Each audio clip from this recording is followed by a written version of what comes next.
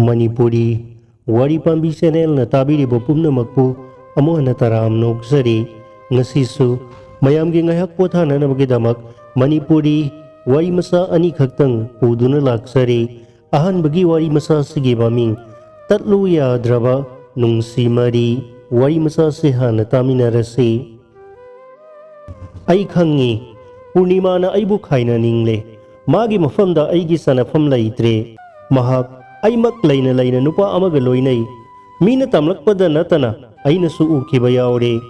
ay ngonda noong matakeza ba tawkide imong ginupi ama oy na sak thongba fizu fizamba kolik phengba imong manung sit sengba ayuk kilay gi usan mayra katuna korawhan babu khurumjabadi nong matakangde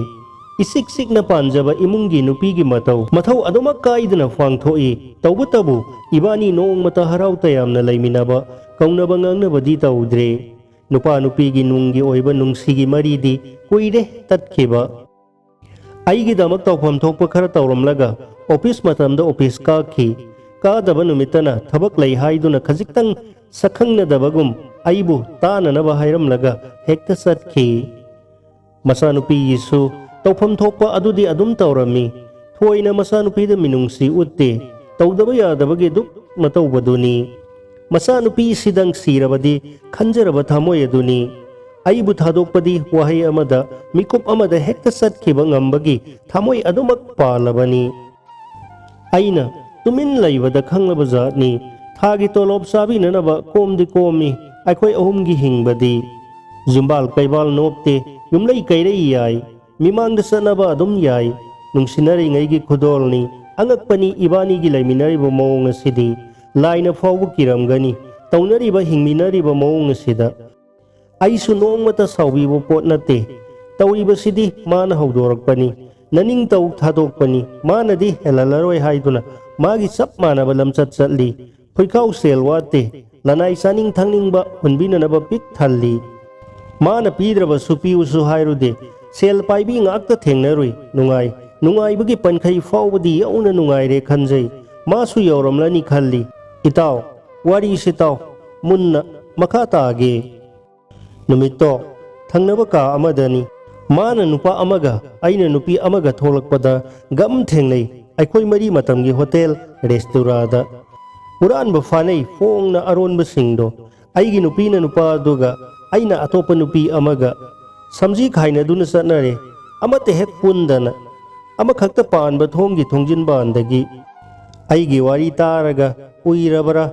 taningrabara itaw tonan bada hanglui tonan bana sautak hera itaw adubu wari ne dena tukutjaba saukhattaba lamdam narakani aisu to ngai khone ta khone taw haibo wari se loi khigedana loidradi mangthirani haiba ibani tonan ba tumina laikhi Taribra tadabra khangde luktaduna tumina lai makha sathai aisu itaw isa sidang sikrabadi khanbada wanungaini haihide isagi matawdo ubada isagi dama khanbada isabu sihaningbrane sibu mina targa karingangnani itaw aidi saninglakakanda ibema lairamo hairamlaga hekta satpani yengduna adum laihowi thengna hanminarakpa sap manabasu yawi aikoini ibani gi matawde isane karisu haide Nongmadi ibani isagi nakta phamlingai isado mamita mapi tarai madu so sap manana mamana nama aina nama taithokpikhi aisu thoina khallude masu thoina khandaba mali nupi da ngawbu nupa da ngawbi nupi makoi singa se masa singdi kaya khandaba jani nungsibasu adum mawatpa jani khallasu nungsirabasu khajik kharak oina tawjani nongmadi masu isau yamna langi aisu isau langi maram isa sadana kaunadrabanina aigi wahi sing adugi aroiba pankhai yaururama ledana sap manana famlibi isa nupi du da saiki nangda sikrong ningtamnana ba mimanadrabi maron thoktrabi do laina insilaklama le wangang lai ima baba nasa mimanadrabi bu nungsibidra bro ai siningle sibangamdabagi hingbani karige aibo sumna pokpiram libano Pokpada mimanadre khanglabadi hatokpiba yadabro maisa langdana naba Isanupigi marol tholakpada ibani ikainai ikai khangdaba khangdabi oirurabasu mikuptudadi karino tawraklibase khalli handakti tonan ba wari makha lithau तानिंगमना लोइरे हाइरए वारी नुंगाई मखा ताओ हाइना अइंगोंदा मुन्ना येंगलगा वारी तारकले इताव लाइना इंसनबनी इबानी न होचिल्लगा नंगता सिरो हाइदुना मोरा मथक्ता फमलिबी मसानुपीबु इबानी न होचिल्लगा नंगता सिरो हाइदुना मोरा मथक्ता फमलिबी इसानुपीबु इनबबु थरो थरो ओलगा लोंगना ताई इसानुपीदुना लाउरए हालो हालो ननिंग तमननबा नबानी सागे ngamthang sanabani ibani ngaiak leptuna isanupida yengi singli ani na fajinduna satpa ngamdraba layeng bidrabi isanupi ado amuk anirak pring pring makhong ado kauram laga mima nabagum haugalakle aduga hairei nakoina layeng bidraba suyumgi layeng thau sanamahi na layeng duna fare aisu laisabi fare naning tamlo sani satkhro loina yum thadoktuna nupi mayum yaung inkro nupa kanadano na yung pankro ay giyum ni se ay laijahorage ay su ining tamna hayraga kapthora i mama su kabla i tamo ay nalan kiba pumbangag piu matungda amuk phattaba lamsat chatlaroy tatlu yadraba nung si Maria sina siya na pulakle ay bu ay su sonthang na nakhumi fare fare mana ba sajik saminay sanggu sanggu ay gimiray raga मीगिद मितारुबा हाइबसे लमसत नाइदबी सिंगी लोंचतनी तल्लु याद्रब नुंसी मरी असिना मतुंगी पुंसीददी सेना पुलसनु कोमलुरबा युंबा loan इबानी तानादुना ngasiday sesilhalasi khurumla i o e haugatnai konsinai isagi mangda isanupi mamai leithokki mamaga ibani khangtha thadoknai ikainai isa so mimana ramdabadagi mimana rakle ibani lamsat kamlam badagi afaba lamsat chatna duna nungaina panminare ekoi ahum itaw ani dudi kamdauram gaba tonan man khanglau la acha tukujai muhin itaw ga kauning de nakoi gumba gumbi kayam leram gani leibang mang batare natau tamhau basing leram labadi aisale aigi du muksalam dana wai bai hairam laga sen ki wai masa sige iba khangembam siam kisor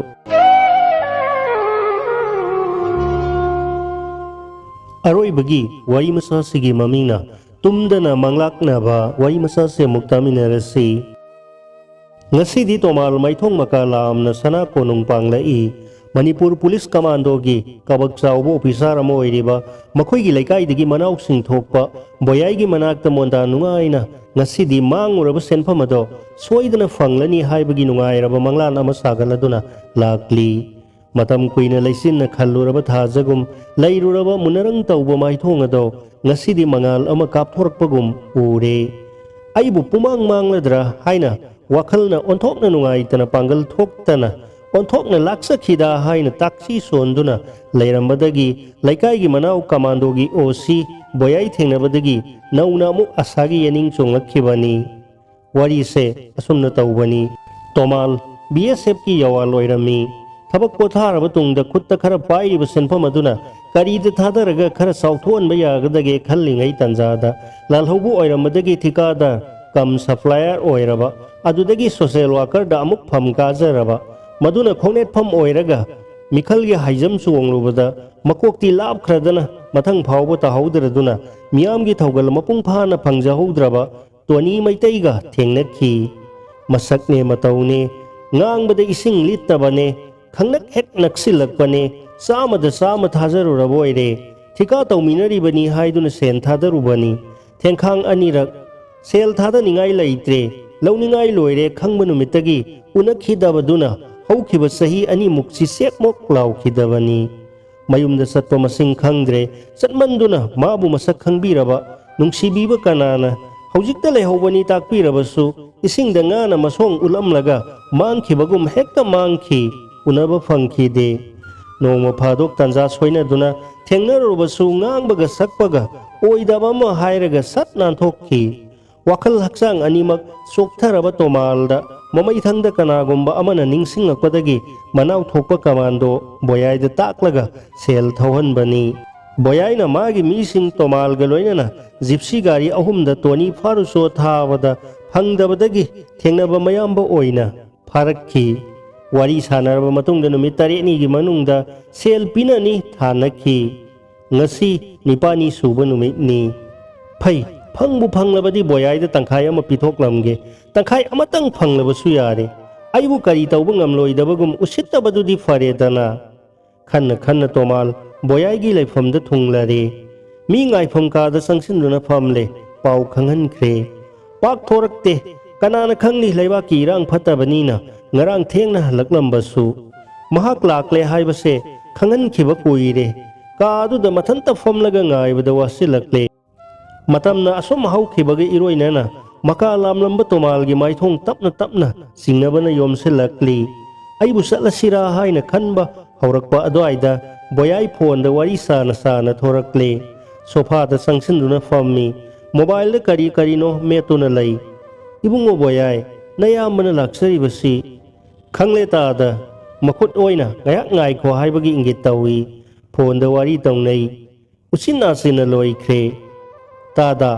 ꯍꯥꯏꯔꯤꯕ ꯃꯤꯁꯤꯡꯗꯣ ꯂꯥꯜꯍꯧꯕꯅꯤ ꯈꯨꯠꯂꯥꯏ ꯄꯥꯏꯕꯁꯤꯡꯅꯤ ꯑꯥꯏꯟꯒꯤ ꯋꯥꯡꯃꯗ ꯂꯩꯕꯁꯤꯡꯅꯤ ꯑꯩꯈꯣꯏꯅ ꯂꯥꯛꯅꯕꯗ ꯋꯥꯔꯤꯕꯅꯤ ꯑꯗꯨꯅ ꯇꯥꯗꯅ ꯃꯈꯣꯏꯒ ꯃꯨꯛꯅꯔꯨꯕ ꯍꯥꯏꯕꯁꯦ ꯇꯥꯗꯒꯤ ꯄꯨꯟꯁꯤꯗ ꯑꯃꯗꯤ ꯏꯃꯨꯡ ꯃꯅꯨꯡꯒꯤ ꯃꯤꯁꯤꯡꯗ ꯈꯨꯗꯣꯡꯊꯤꯕ ꯀꯌꯥ ꯅꯪꯂꯛꯄ ꯌꯥꯏ ꯑꯗꯨꯅ ꯃꯥꯟꯅꯔꯨꯗꯕꯅ ꯐꯒꯅꯤ ꯇꯨꯃꯤꯟꯅ ꯂꯩ ꯇꯣꯃꯥꯜ ꯈꯜꯂꯨꯕꯒ ꯍꯥꯏꯗꯣꯔꯛꯄꯗꯨꯒ ꯃꯀꯣꯛꯇ ꯎꯇꯨꯞꯅ ꯊꯣꯝꯕꯒ ꯆꯞ ꯃꯥꯟꯅꯈ꯭ꯔꯦ ꯑꯁꯨꯝꯅ ꯍꯥꯏꯔꯛꯀꯅꯤ ꯍꯥꯏꯕꯁꯤꯗꯤ ꯃꯍꯥꯛ ꯈꯟꯕ ꯐꯥꯎꯕ ꯈꯜꯂꯨꯗꯦ ꯁꯥꯒꯠꯂꯨꯕ ꯑꯁꯥ ꯄꯨꯝꯕ ꯃꯥꯂꯪ ꯐꯨꯔꯥ ꯇꯥꯈ꯭ꯔꯦ ꯍꯧꯖꯤꯛꯇ ꯄꯨꯡꯉꯥꯟ ꯉꯥꯜꯂꯝꯕ ꯕ꯭ꯂꯕꯅ ꯁ꯭ꯋꯤꯁꯇ ꯇꯦꯛ ꯃꯨꯠꯄꯗ ꯈꯪꯃꯨꯠ ꯃꯨꯠꯈꯤꯕ ꯈꯪꯃꯝ ꯃꯝꯈꯤꯕꯒ ꯆꯞ ꯃꯥꯟꯅꯈ꯭ꯔꯦ ꯄꯨꯛꯅꯤꯡ ꯋꯥꯈꯜ ꯄꯨꯃꯝ ꯃꯝꯈ꯭ꯔꯦ ꯃꯥꯏ ꯍꯥꯏꯒꯠꯇꯨꯅ ꯃꯅꯥꯎ ꯑꯗꯨꯒꯤ ꯃꯥꯏꯊꯣꯡ ꯑꯗꯨ ꯌꯦꯡꯕ ꯐꯥꯎꯕ ꯉꯝꯈꯤꯗ꯭ꯔꯦ ꯎꯔꯦ ꯉꯁꯤꯗꯤ ꯂꯝꯕꯤ ꯄꯨꯝꯕꯁꯨ ꯊꯤꯡꯖꯤꯟꯈ꯭ꯔꯦ ꯑꯗꯨꯒ ꯑꯃꯅ ꯃꯈꯣꯏꯁꯦ MLA ꯃꯟꯇ꯭ꯔꯤꯁꯤꯡꯒ ꯃꯥꯟꯅꯔꯒ ꯁꯦꯜ ꯆꯥꯃꯤꯟꯅꯕ ꯀꯥꯡꯕꯨꯅꯤ ꯑꯗꯨꯅ ꯈꯨꯠ ꯊꯥꯕ ꯍꯦꯛ ꯌꯥꯗꯕꯅꯤ ꯑꯗꯨꯗꯤ ꯅꯌꯥꯝꯕ ꯆꯠꯂꯒꯦ ꯑꯁꯤꯗꯪ ꯍꯥꯏꯔꯝꯂꯒ ꯇꯣꯃꯥꯜ ꯃꯔꯥꯜ ꯂꯩꯔꯕ ꯃꯤ ꯑꯃꯒꯨꯝ ꯀꯥꯗꯒꯤ ꯊꯣꯛꯈ꯭ꯔꯦ ꯋꯥꯔꯤ ꯃꯆꯥꯁꯤꯒꯤ ꯑꯏꯕꯅ ꯕꯣꯔꯣꯠ ꯁꯅꯁꯝ ꯄꯨꯝꯅꯃꯛꯄꯨ ꯑꯔꯣꯏꯕ ꯑꯣꯏꯅ ꯑꯃꯨꯛꯀꯁꯨ ꯊꯥꯒꯠꯆꯔꯤ